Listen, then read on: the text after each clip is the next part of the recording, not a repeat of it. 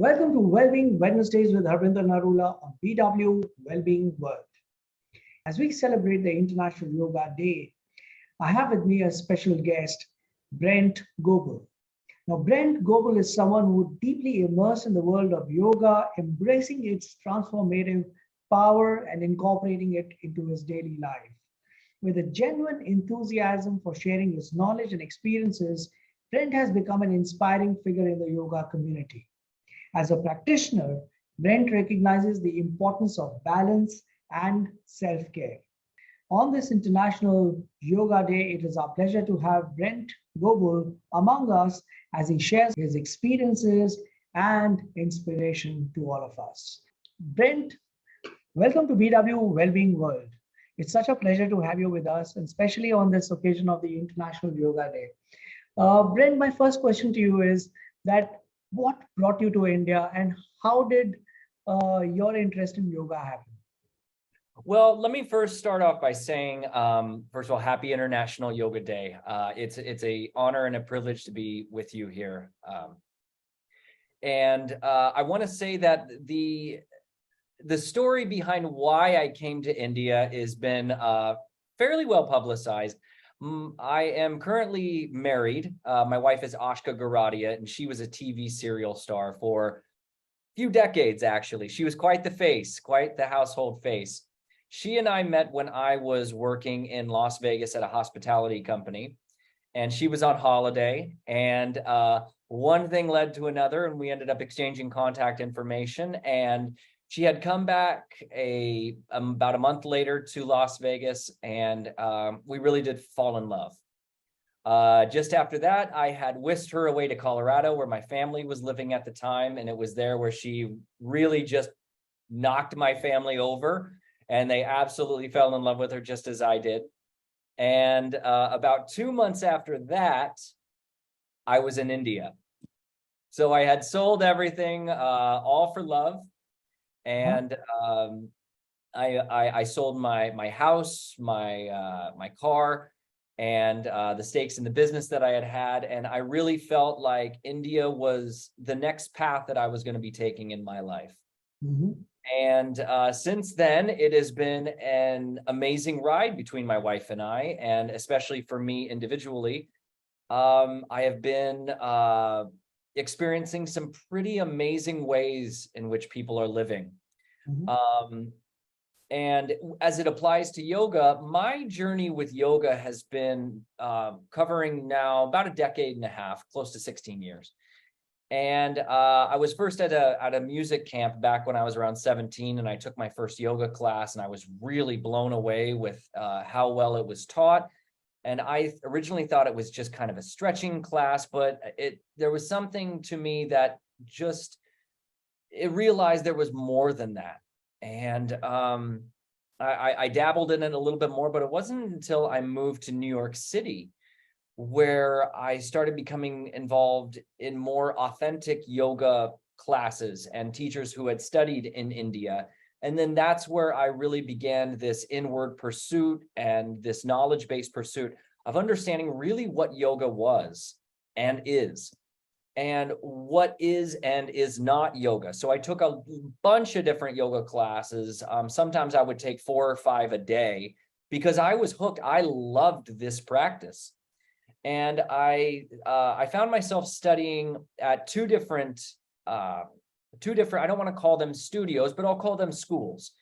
There was a school called Jivamukti Yoga, which is taught by David Life and Sharon Gannon. And they have a very codified ideology around yoga. They studied under Patabi Joyce and then took Patabi Joyce's teachings from Ashtanga Vinyasa and then kind of melded into their own form of codified technique, ideology, so on and so forth. And then I also studied at a place called Kundalini Yoga East. And that's where we practiced a lot of different kriyas. And that really bowled me over. And it was an incredible practice. Eventually, I realized that I wasn't in an environment to really let those benefits seat themselves. And so I had to take a step away because my life was really it was working. My life was really going off in a different direction. But again, I just wasn't in the Kundalini yoga is definitely a practice that needs to be done in an ashram because it's very effective. And if you're not in that proper environment, you can get very distracted by a bunch of different things while these different techniques are starting to take hold within you. So from New York City, I eventually found my way to Las Vegas, where my life really took a different tone. And there I studied for hot vinyasa. Now, vinyasa means to move the body in a particular way. And for a more modern definition, it's to place the body in a specific way, or to move the body in harmony with the breath. So with that, that was actually one of the closest ways of understanding an Indian environment as far as a climate perspective, because it was a hot yoga class. But it was there where I really became very strong in my body, very strong in my mind. And from there, I really found that physical-based practice locked into my own interest. So, and then some years down the line, I eventually met my wife. I came here to India. We got married. We traveled around a bunch. And then I still kind of found my way back into yoga, because coming to India at first, there was a lot of other things that I was exploring, especially as far as travel. And I went down to Sadhguru's ashram at Coimbatore, South India, had a wonderful time there with inner engineering. And then I eventually found my way to the Yoga Institute in Mumbai. And the Yoga Institute was a wonderful experience. I got 2 certifications there. One where it was the basic kind of intro to teaching yoga program. And then I immediately pursued the advanced certification, which goes on for about 3 months every single day. So that was an incredible experience. But I still felt as though after that 4-month stretch that I had done, I felt like I still wasn't ready to teach. By this point, it had been around 11 years that yoga had been in my life. But still, something told me deep down, you're not ready to share this with people. So I taught a little bit here and there, kind of friends, close family, but understanding that there was still more I needed to understand. So I continued my own practice, and then around later that next year, I went and got a 3rd certification with Bharat Shetty down in Mysore, Karnataka. And it was there that program had really opened me up in ways that I really wasn't ready for at times, but it humbled me.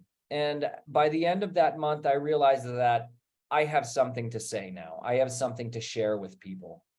And that was very, it was a gift. It was really, really a gift that I was able to relay and to understand where people's needs were for yoga. So I could go on all day, but that was really that was kind of all caught up to the front. And now it's been all nuance and sharing yoga with other people. I teach here in Goa, and my wife and I are building a house in Goa. And so this is going to be the place where I'm going to be sharing that message for the years to come. Awesome. Awesome. So Brent, as I understand and what I hear is that you've got trained at multiple places with different backgrounds and different environments. Right. Who has been your favorite yoga teacher, and who has influenced you to an extent that you were inspired to turn this passion into a profession? I would say that Bharat Shetty, my teacher down in Mysore, did a really wonderful job of taking those traditional tenets of yoga. He has a wide knowledge of yogic history, and it was him that took the modern approach. It took the more modern understanding with different postures, and in a beautiful way, brought it back around to the traditional, so everything fit in harmony. And he is both an extremely kind man and very authentic, very genuine, but he always had this sense that there's so much more going on behind his eyes, and there's so much more that he wants to tell. He's just a treasure trove of information. So he taught me. And then there was another gentleman that was a big mentor in my life. His name is John Scott, and he teaches all the way around the world. He studied with Patabi Joyce, who Patabi Joyce and Iyengar were both the big students of Krishnamacharya. And, so learning under someone who's learned under him, like it was that there's something truly transcendent that takes place when you take part in someone's class who studied under that lineage. And John Scott is a New Zealand man who really has a beautiful way of articulating the yamas and niyamas, the wheel of yoga that he calls it, with the disciplines and moral restraints, with the postures and the pranayam and the sensory withdrawal, all of those things fitting inside of a wheel into the main spoke of your essence and how all these things relate to one another. It's a really holistic way of looking at these different tenets of yoga. Lovely, lovely. So, Brent, could you explain what, in your mind, is the significance of celebrating the International Yoga Day, and how is it helping promote this practice of yoga globally? I love International Yoga Day in the sense that it's kind of like the one holiday of mindfulness.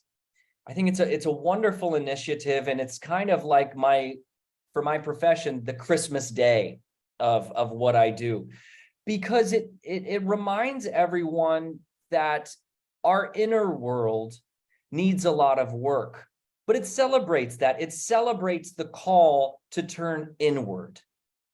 And what I hope that everyone understands is, yes, the world is very much at times in a state of disrepair, but yoga helps us become aware of that, and it helps bring a certain attention that we can all rise to those responsibilities. Right now, with everything going on in the world, there's a lot of mental strife, and yoga is beautiful about bringing attention to that. And I think that there's a lot of people in the world that are great at publicizing the message of yoga, and there's a lot of people that can benefit a lot from this practice.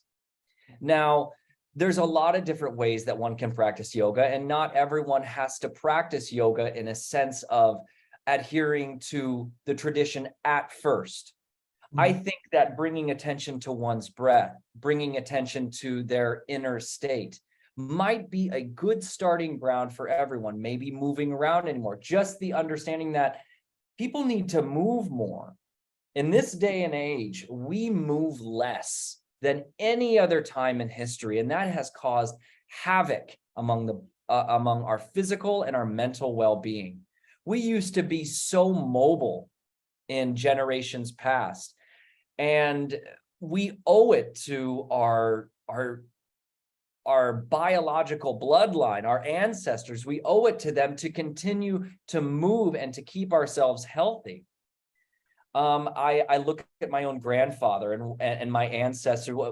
What I remember is that when I went back just this last time, I saw pictures of my ancestors. My great grandfather, I saw a picture of him, and knowing that, and they had very hard demeanors. But from what I remember from stories passed down is that they were very loving, but they worked on harsh land. And I think to myself now, God, we are so comfortable. We're so comfortable in our everyday lives. Everything is available at the click the click of a mouse or from our mobiles. And so what do we owe all those people who have suffered to bring our lives here to this point? We owe something to them. And if it's for some kind of exercise, or if it's from some kind of yogic asana practice, we owe ourselves that. We owe our ancestors that responsibility. So, Brent, when you're talking of that, we are not as mobile as we were, as our earlier generations were, and we are giving a lot of importance to yoga. And for the last few years, we have been celebrating International Yoga Day. How do you suggest people celebrate this Yoga Day? Rather than just being a cliched in terms of wishing each other, putting something on the internet, what do you really think people should be doing on this day uh, to make it more meaningful?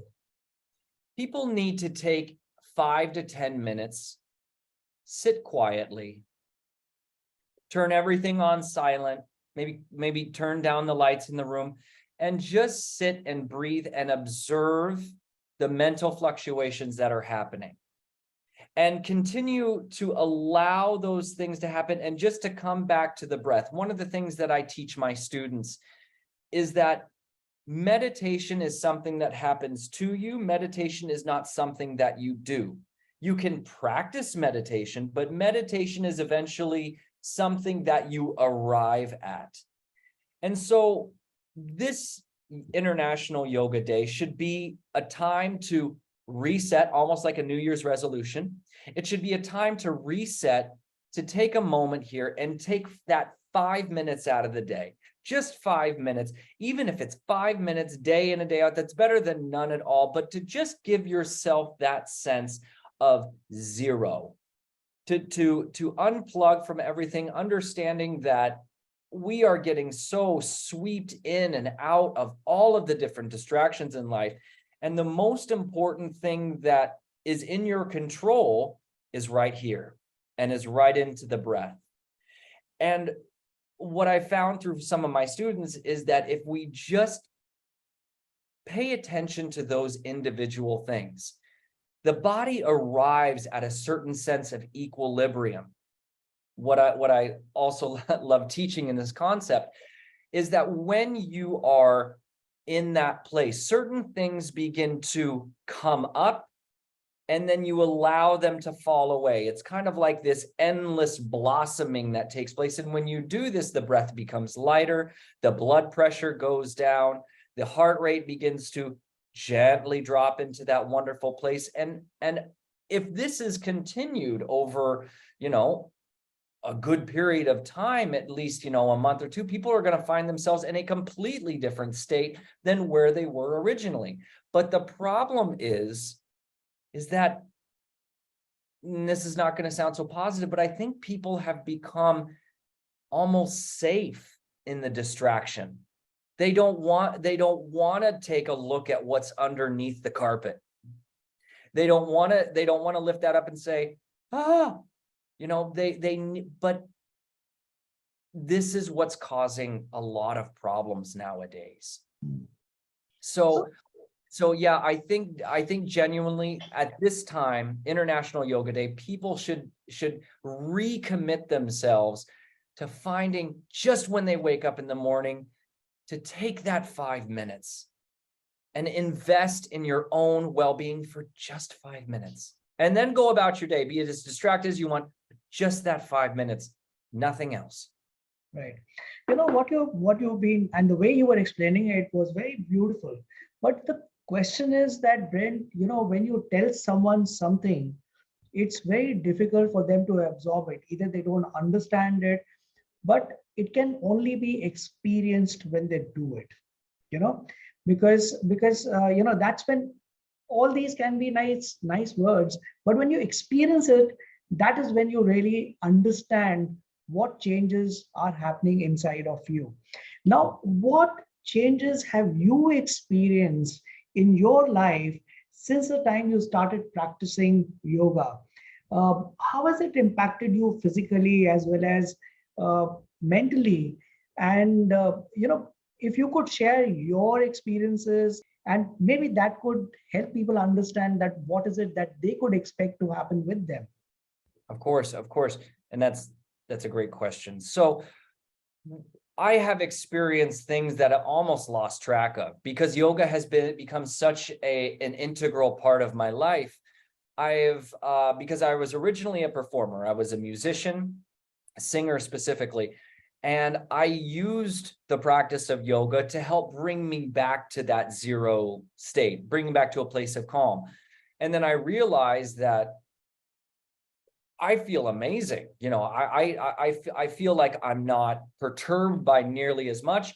And if I am presented with a challenge, I'm just looking at it as a challenge. This challenge isn't changing me so much and driving me to such a state of frustration that I lose track of who I am. So yoga has assisted me in seeing a challenge and immediately understanding the technique of either obstacle avoidance or circumvention around a certain challenge. But I can do that with ease. Now, socially, it has allowed me to understand that I don't need to prove myself to anyone. I have a lot of gifts to offer, and I don't need to compare my gifts with anyone else. I am a unique person in this experience of life, and I have something to share, and I am open enough to understand what other people have to share. So I guess you can call this humility in a sense, but it's not, I think a lot of people could understand being humble as somebody who maybe gets walked on a lot. But in my sense, it's understanding that everyone has a story to tell. And my story is also interesting, but let's see how we can work together in all this, how we can enjoy each other's time. And also it's allowed me to understand that there's some people who are also not on that same track as I am, and I can gently allow them to find their own space in other circles. So I think that's goes around to avoidance of company that is not in your best interest. So I don't think that I would have that barometer if I didn't have yoga.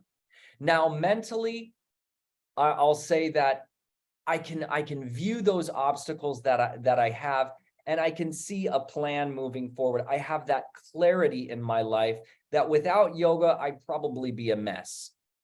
As an American living in India, there has been a lot of things that have been difficult at times to accept, to understand. But with yoga, I can see all different sides of it. And there's a lot of things, I think, culturally about being a foreigner here, living in India, that without yoga, I don't know how long I would have lasted. But with yoga, I can mold myself. I can adapt to different ways of being, to learning Hindi, to understanding that certain things are the way they are, and that works over here, and that's okay. So physically, yoga has changed everything in my life. I am very much a person who loves my yogic practice, but I also love lifting heavy things. Okay, I am a person who was born and bred with farming in my genetic code. So we're used to dealing with animals. We're used to pushing things and pulling and lifting, and that is something that when I lift heavy things, I get that connection to what my body was meant to do. But with yoga, I have great injury prevention. I can feel my nervous system working, and it gives me a flush of energy, and I like the way I feel after I do that. I feel like I honored my ancestors when I go and lift heavy things, because this is what my bloodline was meant to do. and then when it comes to my meditation and my spiritual benefits, I know that in the morning, after I do my morning routine, I sit there in the darkness, I do a little bit of focused breath work, and this is my time to organize things, to settle in and to connect with this certain transcendent me. Okay, get a little closer, and I've gotten tastes of that in my life. Certain things that were quite beautiful, certain things that were scary, but overall things that I needed to experience. And I will say that 95% of my yogic meditation is a little bit of routine, is a little bit of just show up every day to your practice. And I remember my wonderful teacher, Harry Sequeira, used to tell me, you're not entitled to the fruits of your practice. You're only entitled to the practice itself. And that has kept me, because what your practice does is it builds your character. Okay. If you're always chasing oh, something happened in my meditation. Oh, I'm not seeing anything anymore. What is happening? I guess meditation doesn't work for me. If you're always chasing the fruits, then the roots aren't going anywhere. The roots, the kind of grimy, they're just roots, But if you're practicing every day, if you're dedicating yourself to deepening your roots, eventually the fruits will come. But you got to get your hands dirty in the earth of who you are first. And sometimes you're going to run into obstacles.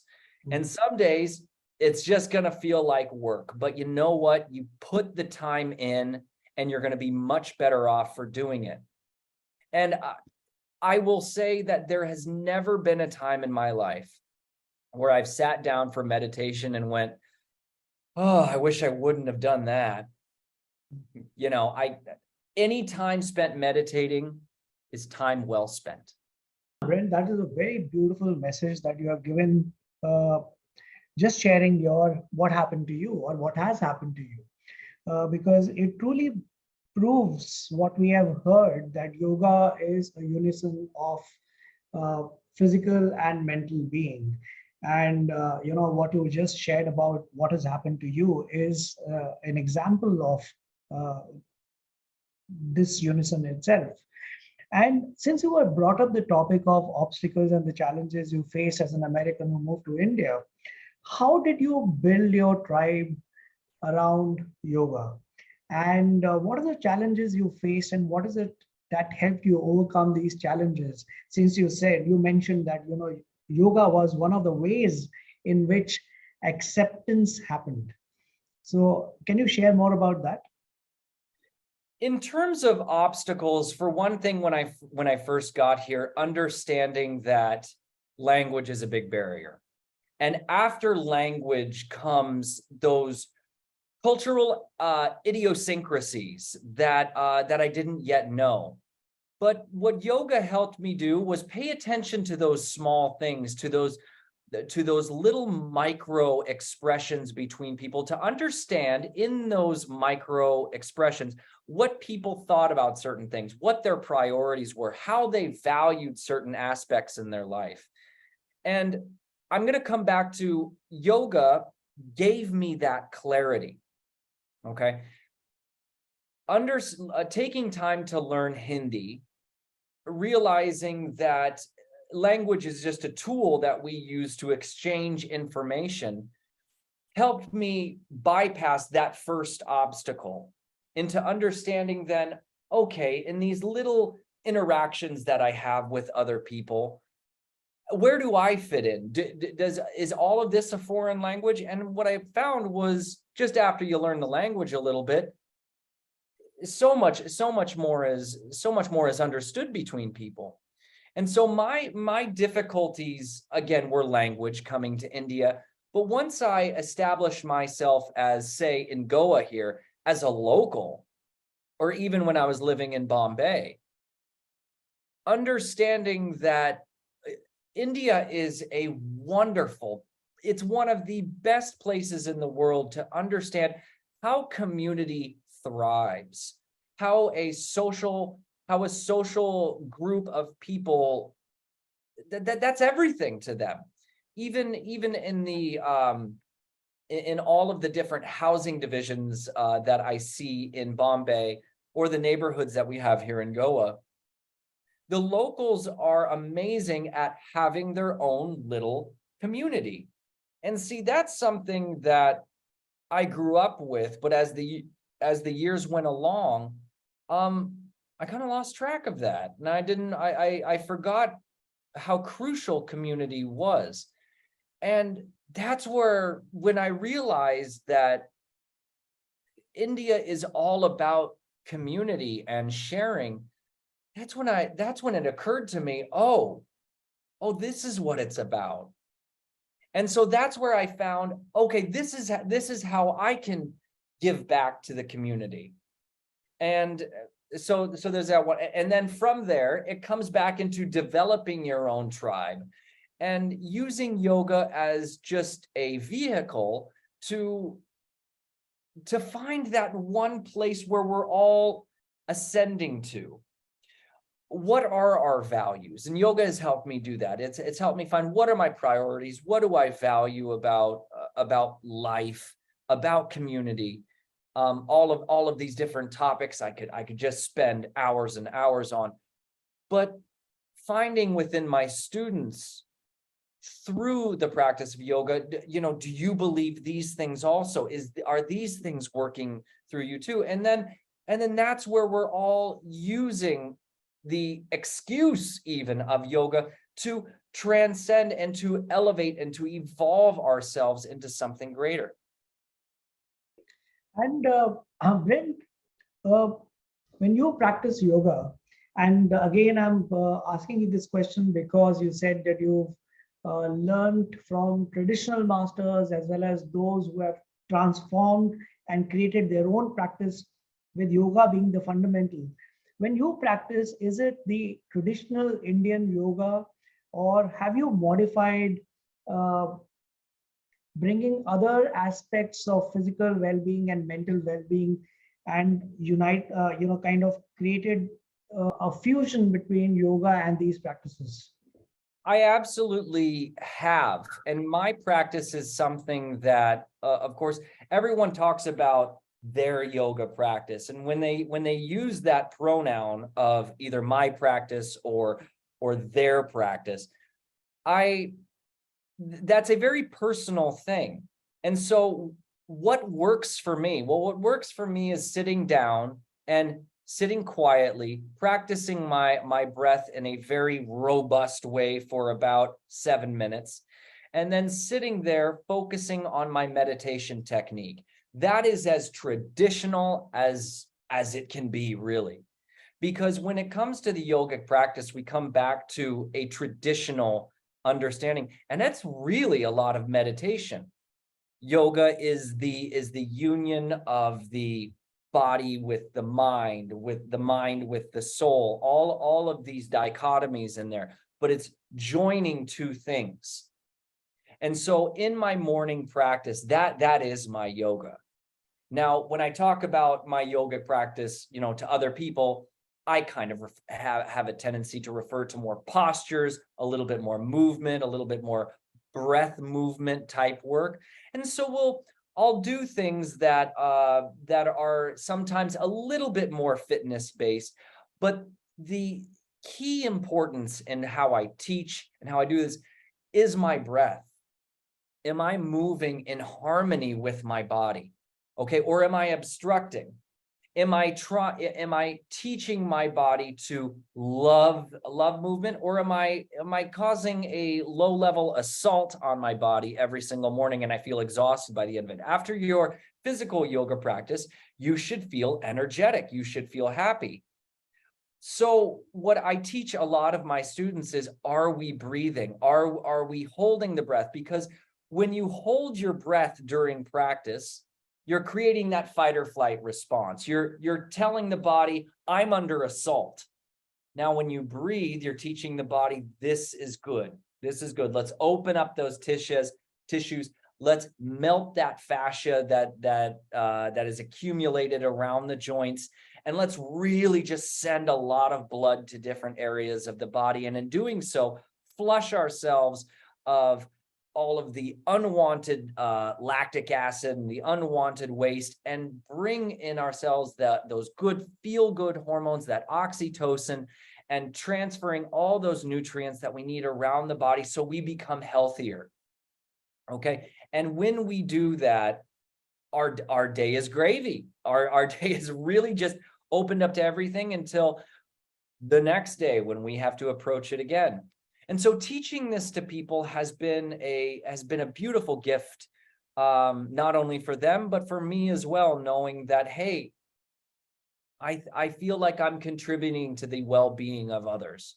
And in that, that's giving me some really nice purpose, I believe. So, Brent, since you brought, you're talking about meditation, how can someone incorporate mindfulness and meditation through yoga in a way that it becomes a part of your daily life? Because what I hear from you is that, now you don't have to make an effort. It's a part of you, and how can someone make mindfulness a part of themselves? Well, first of all, you have to, the why is important. If somebody is going, hey, I think I should, but should doesn't really, this is a very personal practice. And should is kind of this, we feel like we're back in school and somebody's, or it's our parents that are nagging at us that should is almost a dirty word. And there's that sense of you that goes, I should do this, but it just feels like that. You got to get first to why. Why is it good for me? Why am I experiencing XYZ in my life that I should inculcate this sort of practice? So first ask yourself, what's going on in which you feel as though this can serve a purpose in your life? Okay. Somebody has to answer that for themselves. 2, be reasonable in setting up a practice. Like I said, 5 minutes a day. And 5 minutes for many, many, many people is a Herculean effort. Why? Because even after 1 to 2 minutes, that brain starts doing this to people and they don't know how to react. And they start holding their breath. I've seen people just have all of this physical, nervous tension into them, and they don't know how to handle that inner landscape. Again, that's where it comes into a yoga practice to help dilute all of that physical tension so the body can rest easily. But in starting this off, and this has been just one of the most crucial things, the breath. And I know this is going to sound trite, so for all those viewers out there, just sit with me for just a second. This is your air conditioner. This is your food hole. And when you breathe, you should have this nice, cool, air-conditioned sensation that's cooling your body. So many health ailments these days have been proven to be caused by mouth breathing. So many different studies of sleep apnea. And my dad, being an ear, nose, and throat surgeon, had to care for so many people and had to have throat surgery because they were breathing out of their mouth so much. Breathing in and out of your mouth is one of the most catastrophic things you can do for your health. And yeah, there's going to be a lot of people that will probably recant what I'm saying, nah, it can't be that bad. I do it all the time. No, because when you switch to breathing in and out through your nose, blood pressure goes down. The benefits of breathing in and out through your nose are just innumerable. And once you start experiencing that sense of physical peace and mental well-being by just breathing through your nose, you'll never go back to breathing through your mouth again. And people, when people have, I think I've seen people now experience taping their mouth shut. And it's a little cumbersome at the beginning, but people will find that eventually breathing in and out of their nose while they sleep, they'll get so much better sleep out of their lives. So understanding through 5 minutes of just nasal breathing, let your brain do what it's going to do. Okay. But all you have to do is just go back to the breath. Oh, but sir, I get distracted. That's okay. I still get distracted. Guy who's been doing this 15 years. The exercise is continuing to bring it back to the breath. Mind goes away a little bit, you bring it gently back in. You goes away, you gently bring it back in. All those times that you bring the focus back to the breath, that becomes the practice. That is the meditation practice in and of itself. And you people will be amazed that the more that they diligently practice this, the easier things become. And then before you know it, 5 minutes is up like that. And you go, oh, it's over. Now, just before that, 2 minutes was, it was like watching paint dry. Now 5 minutes is like, oh, I guess I'm done. Okay. So these little things in here, understanding why, taking 5 minutes, breathing in and out through your nose. These 3 things only is a great launching point to beginning that inner journey. Has become a little bit of a cliche, but just that inner practice of building your character, of practicing, having that crucible to evolve.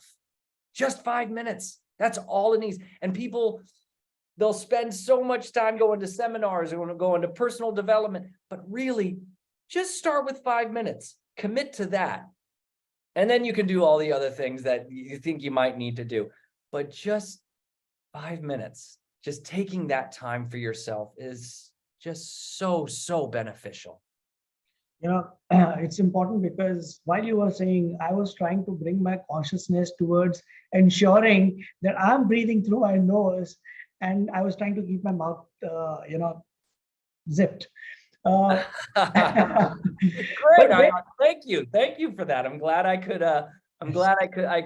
could share that huge thing with you. Yeah, absolutely. And Brent, like we were speaking about meditation and beginning with breathing, what do you advise for someone who wants to start the practice of yoga, who wants to get into yoga but does not know how and where to begin?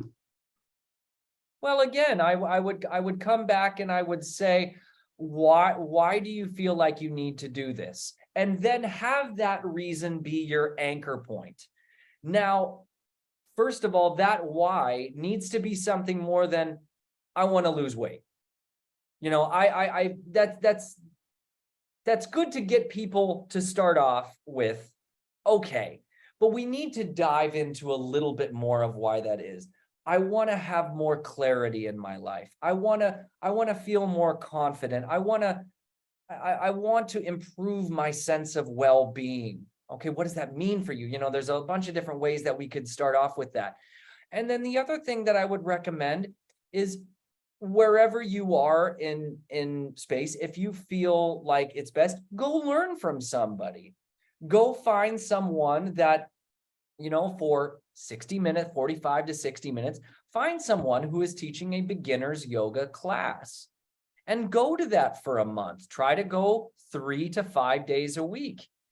I would love if you could go 5 to 6 days a week and do, all 7 days a week, investing into that 5 minutes, but just 3 to 5 days a week, make that commitment to yourself. And then after 1 month, see where you're at.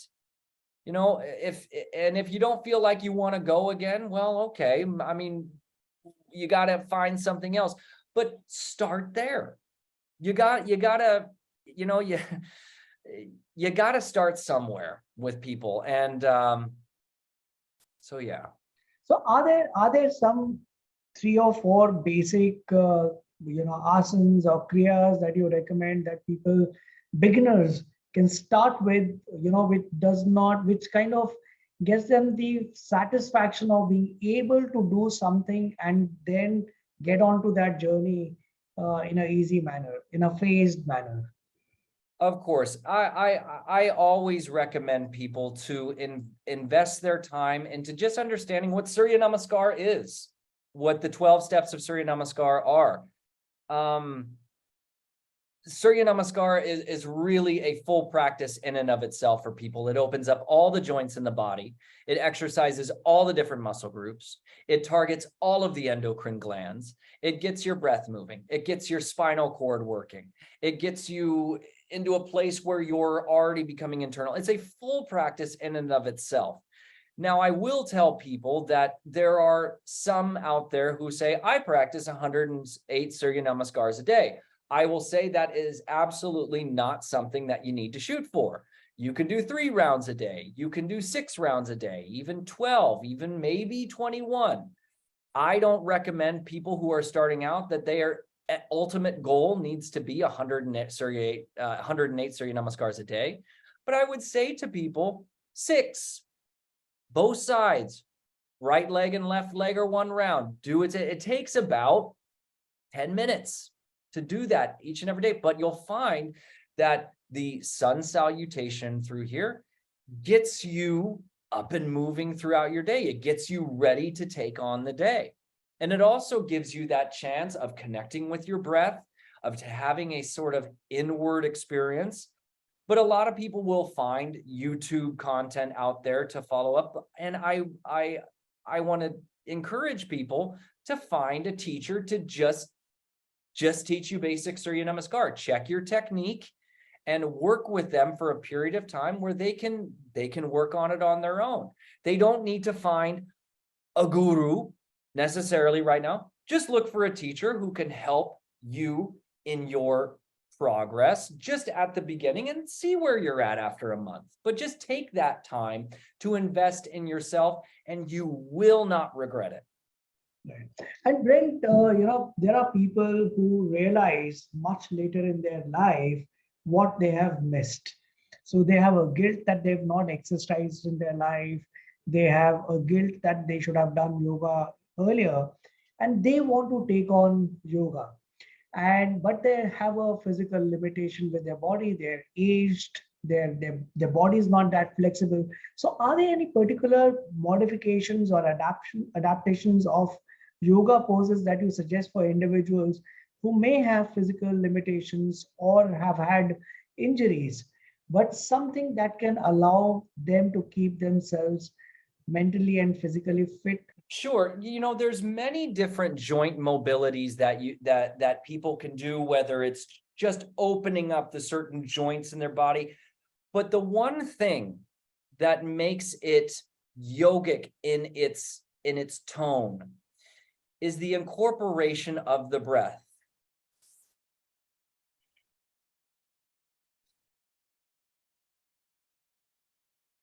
Understanding that the breath harmony with the body, this is what creates that vinyasa effect.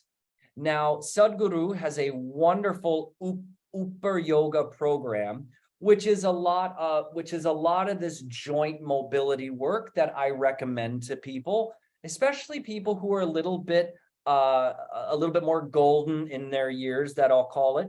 But the biggest thing is moving your body, articulating all throughout those joints. You don't need to do these full wheel poses and dancer poses and everything to have a lot of vitality in your life. All you need to do is move your body with your breath. And again, not holding your breath. A lot of people will try out these yogic postures, but they'll get a little swallowed up in some of the discomfort that they forget to breathe. And then this is where problems happen. These are where these obstructions tend to come up. So I will again recommend that somebody find a reputable teacher, somebody that they feel comfortable with, that said, hey, help me. I'd like to get some mobility back in my life because I would like to play with my grandkids. I want to have a little bit more energy throughout the day. Help me with my breath. Help me with some certain postures and movement-based things like Surya Namaskar, so I can have more of that vitality and I can have more of that energy. Right. So that might take again, a little bit of research on their end to see who in their area is interested in taking on some new people, but it shouldn't be difficult. There's a lot of yoga instructors, I'll call it, that are within India that would love to help people, again, get more in tune with their body and have a new, fresh and zesty interest on life. Right. And Brent, yoga is, as with my limited understanding, apart from being a physical, all about physical postures and kriyas, there's a lot of spiritual aspect to yoga as well. In your opinion, what are the key elements of a well-rounded yoga practice which has physical, practice, the mindfulness, as well as the spiritual aspect? I will say that the responsibilities and the disciplines of one's life are really a great starting point in understanding that yoga is not only a tool, but it's a really well-rounded way of life. And there's, a lot of people will throw religious connotations to it, but the moral restraints of non-harming and telling the truth and not stealing and finding all those areas in your life where you're becoming a good person, you're becoming a good vessel for this soul to be housed in. All of those things help provide for that divine ascendance. And with our practice, when we clean our bodies out and we have lots of energy and we have that character built into us from weeks, months, and even years of practice, that's when we can start tuning into something a little bit deeper. And what do I mean when I say things that are deeper? A lot of things come to me when I'm in my meditations in the morning about how I want my day to go. And what things do I need to look out for? How can I become my best sense of self? And why am I becoming my best sense of self? Why all of this? And when you enter into that period of self-reflection and to self-questioning in a good way, just trying to understand, you start drilling down a little deeper at something that there's always a new door that's opening. But as you're opening new doors, I envision it as ascending into something a little bit more divine each and every time, because I'm taking the time to understand more and more. It doesn't just become a malaise of life, the drudgery of everyday life. Okay, so understanding that, again, these moral observances and these physical disciplines are all meant to really create a beautiful and a more beneficial sense of experiencing life. Got it. Brent, before I let you go, what is your message to the audience on this International Yoga Day? I will say that my message has been one that I've said many years. Your inner world needs a lot of work. Everyone's does. And it's not a castigation on anyone, but everyone needs to take the time to pay attention to what's happening here, because it's becoming a lot of this in life. And the more that we understand what's going on internally, the more that we are going to change our outer environment. And so I encourage everyone to unplug and to tune inside yourselves. Understand that this world needs a lot of healing, but start with yourself, and eventually you'll help heal everyone and everything around you. And Brent, you got yourself into trouble when you shared your story of being a singer. So I'm not going to let you go until you sing a song for us. Sing a song? Brent, a song that inspires you or has always inspired you. Short 1 minute. Oh gosh. Oh gosh, if I sing my favorite song, I worry that I'm going to forget the words in all one moment. So um let me think. There's a John Denver song that always fills me with delight, and that is the Country Roads. Oh, lovely. Lovely. And I'll just sing a little bit of the chorus here.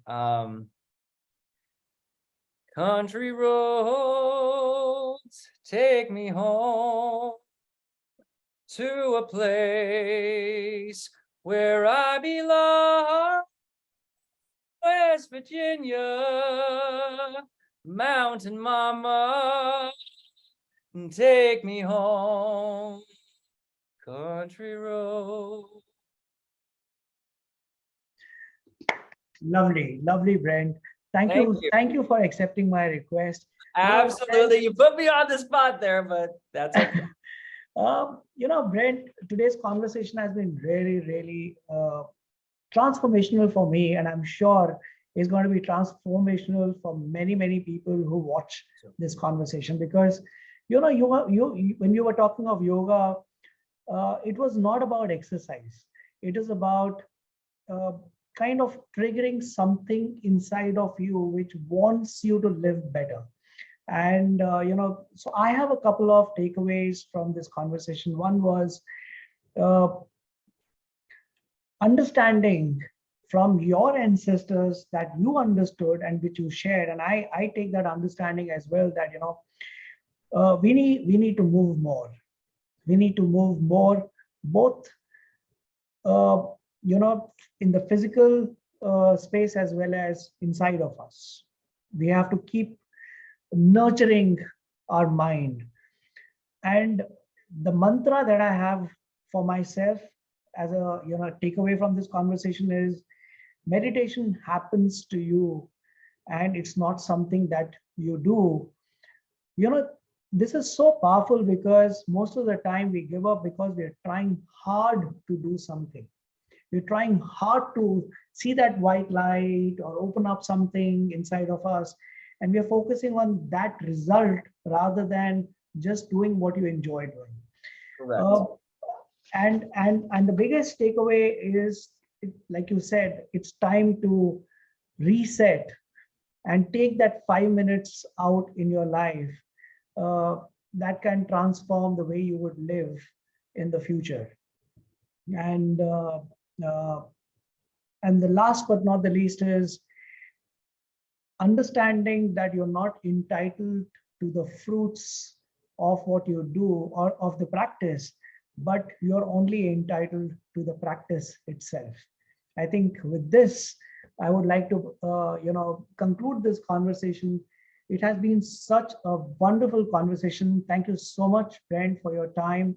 It has been a real pleasure for me. Gratitude to you for your time. Thank you so much. This has been a wonderful conversation, and please keep me in mind in the future. I love speaking with you, and I really hope we get a chance to do this again.